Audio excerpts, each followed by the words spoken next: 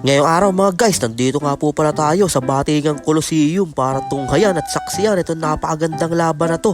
JBA nga po pala yung magkalaban dito versus Maisan at dito nyo lang masasaksiyan yan sa Grind Basketball League. Kaya panigurado magandang laban na naman to. Kaya kung wala kayong ginagawa ay samahan nyo muna kami dito sa amin trip. Let's go!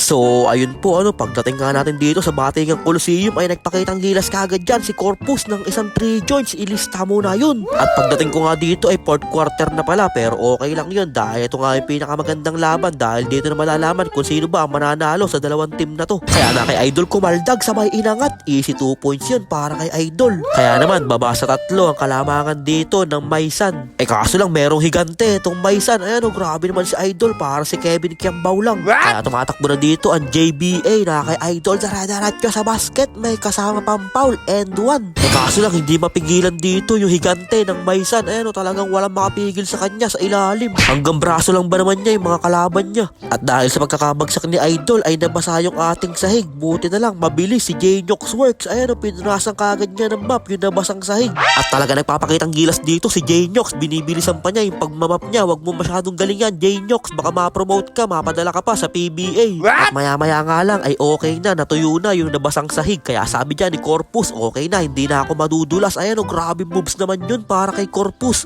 Kaso lang bumawi kagad dito ang JBA, kaso naharangan dun ng speaker pero ilista mo na yun, papangs. Ano kaya isasagot dito ng Maisan? Nasa kanila na ang bola, binigay kay Katome, open sa gilid, nagpakawala na ng 3 joints, ilista mo na din yun. At grabe naman tong giant ng Maisan, talagang ma-shooting pa pala sa labas si Idol, biglang tumitira ng 3 joints. Kaya naman lumobo na nga dito ang kalamangan ng Maisan at nag-uubos na sila ng oras, pero sabi dyan ng giant ng Maisan, isa pang 3 joints at grabe na naman si Idol. Talagang back to back 3 points yun para kay Idol, napakalaki na, tumitira pa sa labas. Bang hirap siguro bantayan niya ni Idol, kailangan puro dirty plays ang gagawin mo para mapigilan mo siya. Tumatakbo na dito ang JBA, mintis si Idol, open na open, kaya napakamot na lang dyan si coach sa ulo niya kahit hindi naman makati. Pero bumawi naman kagad dyan ang JBA ng isang 2 points para kay Idol. Kaso lang lumobo na sa 10 dito ang kalamangan ng Maisan, kaya ano kaya gagawin dito ng JBA dahil kukunti na lang yung oras pero naka-steal pa sila dito na kay Idol, dinare-diretso ng easy 2 points yun. Kaya napatawag na ng timeout dito ang Maisan dahil 8 na lang ang kalamangan nila dito.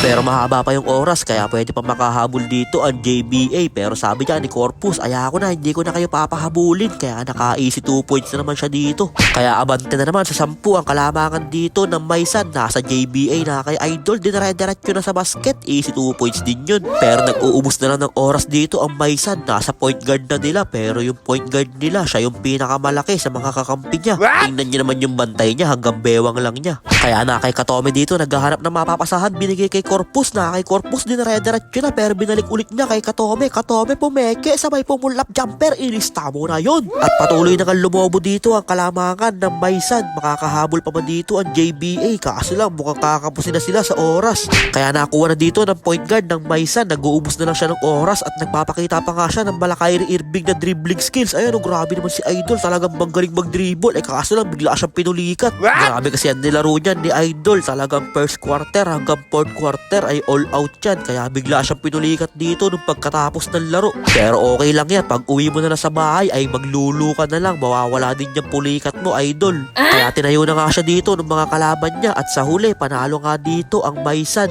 Kaya congrats po sa magkabilaang team sa napakagandang laban na pinakita nyo ngayong gabi dito sa Grind Basketball League. At meron pa tayo second game, magandang laban din yun, kaya huwag kayong mawawala at sumuporta na dito sa Grind Basketball League. Kaya nagpicture na nga din dito ang Maisan, grabe tong team na to, napakalakas kahit kokonti lang yung player, puro solid, talagang walang panabla. At nandito na nga din pala ang ating next game. Nakikita ko na yung hari ng Panalay, may kasama na naman jowa, sana all. Kaya yun lang mga guys, maraming salamat nga po pala sa walang sawang pagsuporta at sa palaging panonood. I-follow nyo na si Ninin Vlogs para sa mga susunod pang vlogs. Mag-ingat po kayo palagi, bye bye yo!